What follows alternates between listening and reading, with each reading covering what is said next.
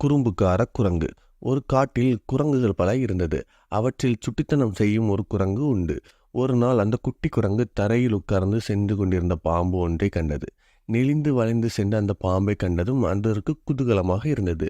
அது ஒரு பெரிய நச்சு பாம்பு என்று தெரியாமல் குட்டி குரங்கானது மெதுவாக போய் அந்த பாம்பை தன் கையில் பிடித்து விட்டது. பிடிப்பட்ட பாம்பு குரங்கின் கையை இறுக்கமாக சுற்றி கொண்டது. அதன் விஷப்பல்லை காட்டி சீறியது. குரங்குக்கு கொஞ்சம் பயம் வந்துவிட்டது. அதனை பார்த்த குரங்குகள் அனைத்தும் அங்கே கூடின. ஆனால் எந்த குரங்கும் குட்டி குரங்குக்கு உதவ முன்வரவில்லை. ஐயோ, இது பயங்கரமான விஷமுள்ள பாம்பு, இது கடித்தால் உடனே மரணம்தான் என்றது ஒரு குரங்கு.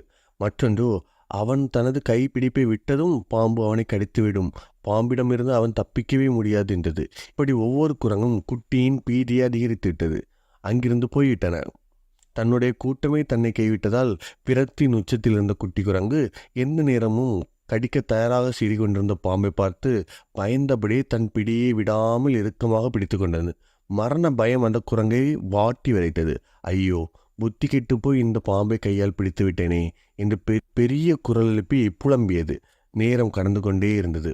உணவும் நீரும் இல்லாமல் குரங்கின் உடல் சோர்ந்து போய்விட்டது. கிட்டத்தட்ட மயக்க நிலைக்கே சென்று கொண்டிருந்தது. அந்த குரங்கு கண்கள் இருளத் தொடங்கின. அந்த நேரம் பார்த்து ஒரு ஞானி அந்த வழியாக வந்தார். சொந்தங்கள் எல்லாம் கைவிட்ட நிலையில் இந்த துறவி நம்மளை காப்பாற்றுவார் என்று அந்த குட்டி குரங்கு நினைத்தது. அதற்கு கொஞ்சம் நம்பிக்கை வந்தது. குட்டின் அருகில் வந்த துறவி, எவ்வளவு நேரம்தான் அந்த பாம்பை கையில் பிடித்து கொண்டே கஷ்டப்பட போகிறாய்? அதை கீழே போடு என்றார். ஐயா சுவாமி, நான் பாம்பை விட்டுவிட்டால் அது என்னை கொன்றுவிடுமே என்றது. அதற்கு அது துறவி, பாம்பு செத்து ரொம்ப நேரம் ஆகிவிட்டது, அதை கீழே வீசி என்றார்.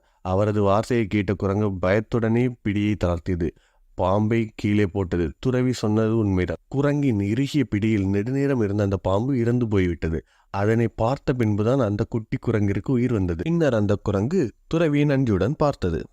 இனிமேல் இது போன்ற முட்டாள்தனம் பண்ணாதே என்றபடி தன் வழியில் நடந்து போனார். Thanks for watching.